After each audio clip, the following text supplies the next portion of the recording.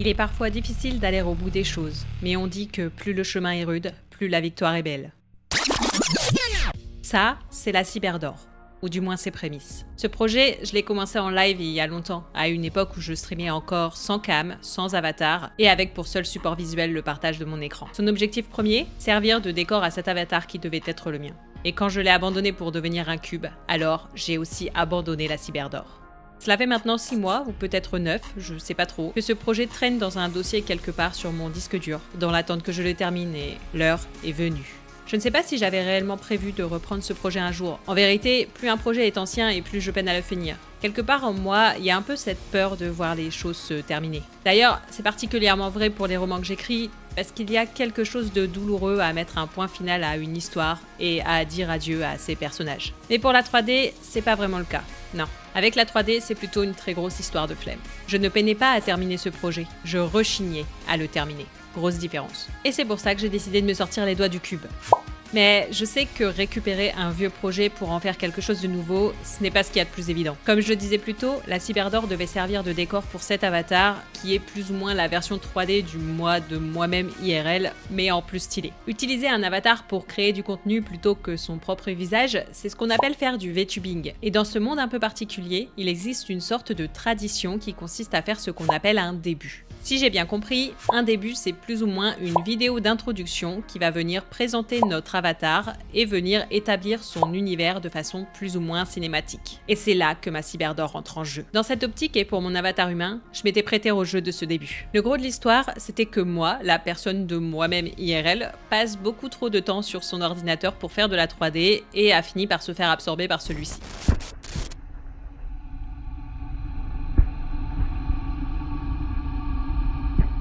Je n'étais plus en train de modéliser mon avatar. J'étais devenue l'avatar. Et derrière la porte de cet étrange couloir devait se trouver la salle de la Cyberdor. Initialement, elle devait être une sorte de laboratoire abandonné dans lequel j'aurais rencontré une créature étrange qui serait devenue mon compagnon de route. C'était un beau projet, c'était une belle histoire. Jusqu'à ce que je décide de devenir un cube qui parle et que je l'abandonne. Au lieu de ça, la salle de la Cyberdor disposerait d'une bibliothèque pour rappeler ma condition d'autrice, d'une espèce de bar à potions avec éventuellement un chaudron de sorcière pour rappeler la thématique fantastique dans laquelle j'écris mes romans, et de la fameuse Cyberdor qui servirait le propos un peu science-fiction du reste de mon univers. Pour relier mon avatar humain au monde extérieur, j'avais prévu un système de capsules qui permettrait la réception d'une sorte de bon de sortie temporaire m'autorisant à quitter la salle de la Cyberdor pour un temps et à retourner dans le monde réel afin d'accomplir une tâche. Par exemple, le jour où j'aurais eu un salon littéraire de prévu ou quelque chose comme ça, la capsule se serait allumée et ça aurait été une façon ludique de vous annoncer l'événement. J'aurais ainsi pu sortir de ma condition d'avatar sans pour autant casser le lore de la chaîne. Et ça, je pense que c'est peut-être l'une des seules choses que je vais garder dans ce décor, en plus de la Cyberdor. Je pense que, quelque part, si j'ai jamais pris le temps de terminer ce projet, c'est surtout parce que la direction qu'il a pris après que je sois devenu un cube me déplaît particulièrement. En soi, mes idées ne sont pas mauvaises sur le papier, mais je n'arrive pas à me détacher de cette idée de laboratoire. Et je suis coincée.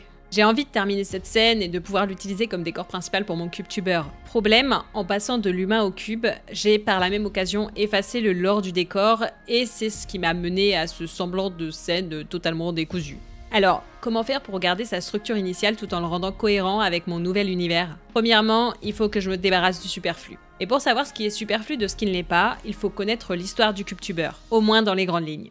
Dans le monde de la 3D et plus précisément dans celui des tutos Blender, une blague revient sans cesse, celle de supprimer le cube par défaut du logiciel pour en créer un nouveau. Et c'est justement de là que vient mon CubeTuber.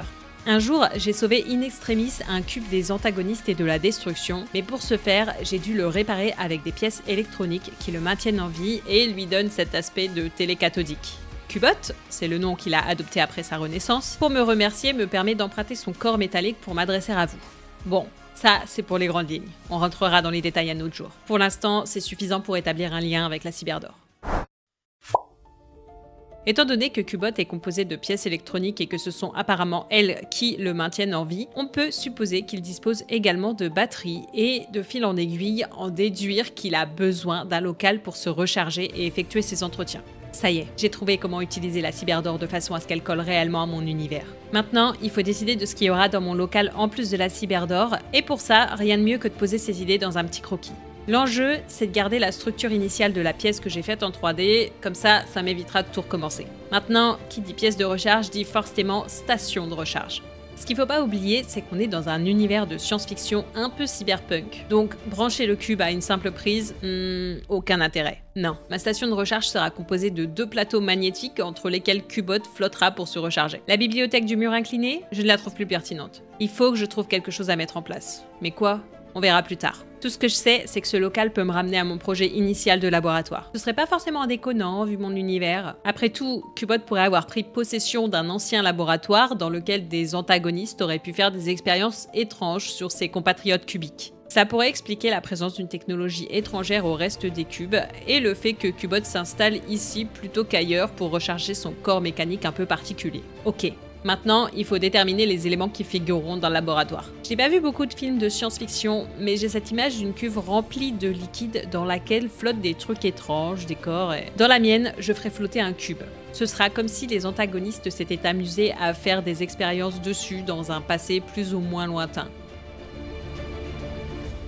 Ce sera bien. Dans ma tête, tout semble clair, mais à ce stade de ma réflexion, retranscrire mes idées en un croquis me semble presque impossible. Il me faut une autre approche. Le blocking. La solution, c'est le blocking. Je vais placer des formes grossières dans ma scène pour représenter mes objets et on verra bien ce que ça donne. Ah, oui, Bernardo. J'allais oublier Bernardo. Certes, je veux que cette scène représente l'univers de mon CubeTuber, mais je veux aussi qu'elle me représente moi. Et mon chat Bernardo vient si souvent nous rendre visite en live qu'il serait dommage de ne pas l'inclure dans cet univers. Je vais lui placer un petit panier. En plus, ça apportera une forme de vie organique à cet univers mécanique et ça rendra tout ça un peu plus vivant. J'aime bien l'idée. Bon, le problème, c'est que j'ai jamais vraiment modélisé d'animaux. Je sais pas si je vais être capable de faire quelque chose de convenable. C'est pas grave. Mieux vaut pas trop réfléchir, il sera toujours temps d'aviser plus tard.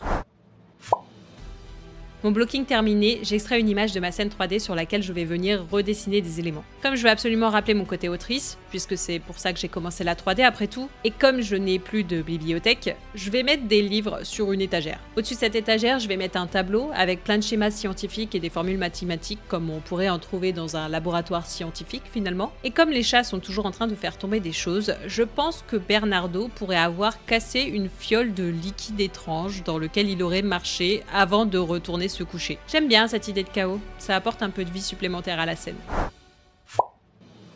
Bon, maintenant que la partie la plus facile est faite, vient le temps de la modélisation. Je commence par la cuve qui va contenir le cube flottant dans du liquide. C'est encore l'élément qui me paraît le plus clair dans mon esprit, peut-être parce que c'est celui qui a eu le droit au croquis le plus détaillé. Peu importe. L'important, c'est surtout de garder une certaine logique. Dans ma tête, le liquide doit être régulièrement alimenté en nutriments pour que le cube dans la cuve ne se désagrège pas. Pour ça, j'ai fixé un petit bidon sur le côté relié à un tuyau lui-même relié à la cuve. Bon, le tuyau était un peu dur à mettre en place, mais j'ai fini par y arriver. Une fois la cuve terminée, je passe à la machine de recharge. Mon croquis est un peu plus sommaire, mais en plus des 2 plateaux magnétiques, j'ai ajouté un petit écran de contrôle pour afficher les données d'état du CubeTuber et une grille d'aération au cas où la machine chauffe un peu trop. Mais c'est maintenant que les choses sérieuses commencent. Initialement, ma scène devait être une sorte de mélange entre un style fantastique et un style plus ou moins cyberpunk. J'avais alors prévu de faire des murs en briques, mais c'était avant de changer tout l'aspect de ma scène. Les briques devaient habiller les murs, mais maintenant, ça me paraît un peu vide. Du coup, que faire à la place? Je sais, des panneaux techniques comme dans les films de science-fiction. Mon but, c'est pas forcément de faire de mon laboratoire un vaisseau spatial, mais c'est surtout de lui donner un aspect technique dénotant fortement de l'univers plutôt fantastique dans lequel est censé évoluer Cubot à la base. Je veux vraiment qu'on comprenne que ce personnage est particulier dans cet univers, pas seulement pour son physique, mais aussi pour ses choix de vie. Je modélise donc des panneaux. Beaucoup de panneaux. L'important, c'est de faire en sorte qu'ils soient suffisamment différents les uns des autres pour donner une illusion de variété, mais ils n'ont pas nécessairement besoin d'avoir une fonction particulière. Et finalement, je me dis que le tableau sur le mur, c'est peut-être pas ce qu'il faut. Je me sens claustrophobe dans cette pièce. J'étouffe. Une fenêtre. Il manque une fenêtre. Je remplace mon tableau par une fenêtre et rien que le fait d'ouvrir la pièce sur l'extérieur, ça va donner l'impression que les lieux sont plus grands qu'ils ne le sont en réalité. Et si je choisis bien la vue qu'on a d'ici, alors on sera totalement immergé dans l'univers. Ouais, ce sera bien comme ça. Quelques lumières pour rehausser tout ça, et il va maintenant falloir passer à la partie de la modélisation que je redoute le plus. Le chat. J'ai déjà modélisé des humains en expérimentant pour les différentes versions de mon avatar, mais des animaux, jamais. Enfin si, une fois j'ai essayé de faire un lapin, mais... Le résultat n'était pas concluant. Comme mon chat doit dormir dans son panier, je vais le modéliser directement allongé. Je vais le sculpter même. Bon, j'y arrive pas. C'est nul. Nouvelle tentative. Cette fois, je vais pas essayer d'y aller de tête, mais je vais faire un croquis et je vais ensuite me baser sur ce croquis pour faire la silhouette du chat. Et une fois que j'aurai mon chat, je le riguerai, ce qui me permettra de le faire se coucher dans sa pagnette. C'est pas si mal, ça prend forme. J'essaie de faire au mieux pour avoir une topologie propre. C'est important si je veux pouvoir me resservir du chat plus tard dans une animation. Mais sa tête est un peu bizarre, je sais pas. Ça me plaît pas. Et puis, j'ai testé une IA de 3D en live. Je lui ai demandé de faire Bernardo. Elle l'a fait. Le résultat était mitigé, mais je me suis dit que ça pouvait être une bonne base pour faire le corps de mon chat. J'aimais bien les proportions. Alors, j'ai fait la retopologie du chat IA. Je galère. Un peu.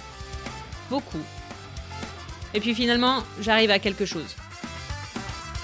C'est pas parfait, mais c'est convenable. Ou presque. Je rigue. Maintenant, il faut voir ce que ça donne une fois le chat couché. J'essaie de lui donner forme. Encore et encore. C'est pas terrible. Je me demande comment font les vrais animateurs dans les films d'animation pour que leur chat se couche correctement. Parce que le mien, en fait, il ressemble à rien et je sais que les textures ne le sauveront pas. J'abandonne. Je vais sûrement devoir dire adieu à Bernardo. Pourtant, j'aimais bien cette idée. En attendant, je vais faire les textures. Avec ça, au moins, je sais où je vais, même si j'ai pas vraiment envie de baker. Parce que ouais, il y a quelque chose que je vous ai pas encore dit. Tout ce que je fais dans Blender doit être optimisé pour aller dans Unreal Engine. Parce que c'est là-bas que se trouve ma scène finale. C'est là-bas qu'évolue mon CubeTuber. Et ça implique de réfléchir à la façon dont je conçois mes modèles et mes textures pour pouvoir les exporter et les utiliser sans encombre. Mais là-dessus, je vous apprends certainement rien. En ce qui concerne les textures, tout est dans le détail. Je vais pas essayer de faire quelque chose de complètement réaliste parce que ça ne va pas avec mon style de modélisation, mais s'il y a bien une technique dont je vais abuser, c'est le Edge Wear. Le Edge Wear, c'est juste un effet d'usure sur les bords, et personnellement, si je ne devais choisir qu'un seul effet de texture à garder, ce serait celui-ci. Et bien sûr, comme je suis un peu excessive, j'en mets partout. Vraiment partout. Cela fait, je ne rentre pas plus dans les détails et je bake. Souvenez-vous, ma scène finale va dans Unreal. Et dans Unreal, il y a une chose merveilleuse qu'on appelle les decals. Et c'est peut-être mon option favorite en 3D, mais on va revenir dessus juste après. Avant, faut que j'importe tout dans Unreal. J'ouvre mon fichier et là je commence tout juste à constater l'ampleur du travail qui m'attend. Parce que je vais pas simplement devoir importer mes objets, je vais aussi devoir régler l'éclairage pour que ça rende bien, et bien sûr, tout reprogrammer en accord avec la scène, et c'est long. Très long. Dans l'immédiat, je crée un blueprint dans lequel je vais venir importer tous les éléments de ma scène. L'avantage, c'est que même si j'ai exporté la scène en plusieurs morceaux, s'ils sont dans le même blueprint, alors ils seront automatiquement placés au même endroit qu'ils l'étaient dans Blender. J'adore cette option. Bien sûr, il faut ensuite réimporter toutes les textures, parce que sinon c'est pas drôle, et faire face à certaines déconvenues. UV de merde. Et là, on va enfin pouvoir passer à ma partie favorite, les decals. Les decals, ce sont ni plus ni moins que des éléments qui vont venir se projeter sur toutes les formes qu'elles rencontrent dans un périmètre donné. Et ça, c'est trop bien, parce que ça permet de rajouter des défauts ou des textures à nos objets, sans pour autant avoir à baker tout un tas de trucs. Et si vous vous souvenez du croquis de départ, vous vous souvenez peut-être qu'il y avait des choses sur la porte, notamment une pancarte et des autocollants danger. J'ouvre alors un de mes logiciels préférés, Figma, pour faire les designs de ces panneaux. Ici, je vais pouvoir les faire bien droits comme il faut, même si je maîtrise pas encore tous les outils du logiciel. Ensuite, j'importe ça dans Clip Studio Paint. Maintenant, je vais faire des effets d'usure. Je sais pas si ça se verra beaucoup sur le résultat final parce que les éléments seront relativement loin de la caméra, mais ça me paraît quand même nécessaire. Tant que je suis dans Figma, je design aussi le panneau de contrôle de la machine de recharge. Je veux quelque chose qui fasse assez futuriste, donc j'utilise des angles prononcés et des biseaux, et je fais tout ça en bleu parce que de 1, c'est ma couleur favorite, mais aussi et surtout, c'est la couleur qui fait le plus science-fiction. Et après, je vais terminer tout ça dans Clip Studio Paint. À côté, je design aussi d'autres autocollants que je vais coller un peu partout dans ma scène, et aussi des traces de pattes de chat. Ah oui, le chat. J'y pensais plus, mais sans lui, la pièce me paraît un peu vide. Ok, faut que je trouve une solution. Je vais le mettre dans une boîte. Peut-être qu'en faisant juste une tête et des petites pattes qui dépassent d'un carton, ce sera bien. Ouais, pas convaincu. C'est ma 4e itération et j'ai toujours rien. À moins que... Je sais ce que je vais faire. Un chat boule. Je voulais pas en arriver là parce que ce sera plus compliqué de le réutiliser pour une autre animation, mais tant pis. C'est la seule chance qui me reste et je veux vraiment avoir Bernardo dans ma scène. Et si je foire pas les textures, alors ça peut le faire. Et puis finalement ce chaboule, je pense qu'il sera beaucoup mieux sur un coussin plutôt que dans un panier. Après tout, c'est un peu plus fidèle à ma réalité. Maintenant, il me reste plus qu'à réussir les textures, et comme c'est un chaboule, rien de très réaliste. Il faut juste penser à déplier les UV pour se caler correctement. Ok, bon, c'est pas l'idée que j'avais initialement, mais finalement c'est pas si mal. Finalement c'est peut-être même mieux que ce que j'avais prévu au début. Bon, maintenant il me reste encore à trouver un décor pour mettre derrière la fenêtre. Parce que c'est bien de voir dehors, mais si le dehors n'existe pas, alors ça n'a pas de sens. Vous vous souvenez quand j'ai dit que l'univers de base de Cubot est fantastique et que toute sa partie technologique lui vient des antagonistes? Je l'ai pas dit comme ça, mais si vous avez suivi, vous avez compris. Donc, à l'extérieur du laboratoire, par la fenêtre, c'est cet univers fantastique qu'il doit voir. C'est l'univers que ses nouvelles capacités sont censées l'aider à protéger. Et qui dit fantasy fantastique dit roi, et qui dit roi dit château, donc je veux qu'il ait une vue imprenable sur le château du royaume dans lequel il vit. Mais comme j'ai pas le temps de dessiner quelque chose de vraiment bien, et encore moins de modéliser un château complet, je me suis dans un premier temps dit que j'allais une fois encore utiliser l'IA. Génère... ouais. Dans un premier temps, ça a fait l'affaire pour m'aider à me rendre compte de ce que ça pouvait donner dans ma scène, mais finalement, j'ai eu une meilleure idée. Tiny Glade. Ce jeu tout mignon qui permet de construire nos propres châteaux, je vais l'utiliser. En plus de ça, on peut changer les saisons et son style graphique s'accorde plutôt bien avec le mien. Parfait.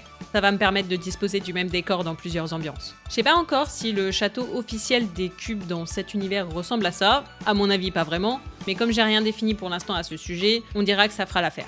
De toute façon, il sera toujours temps de modifier tout ça le jour où je disposerai des plans exacts du château.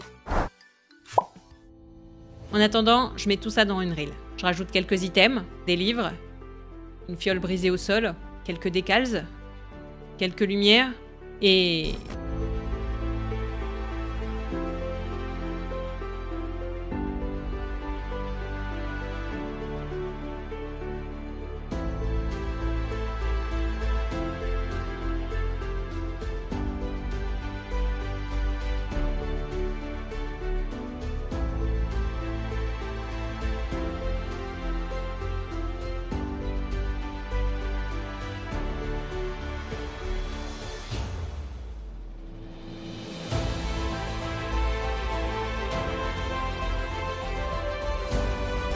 À partir de maintenant, je vous parlerai d'ici. Et l'écran de chargement que vous venez de voir va devenir l'écran d'attente des lives. Ce projet m'a pris beaucoup de temps, donc n'hésitez pas à me donner votre avis en commentaire, à me dire si ça vous a plu et à laisser un pouce sous cette vidéo pour lui donner de la force. Et moi, je vous retrouve dans le prochain épisode. Bye bye!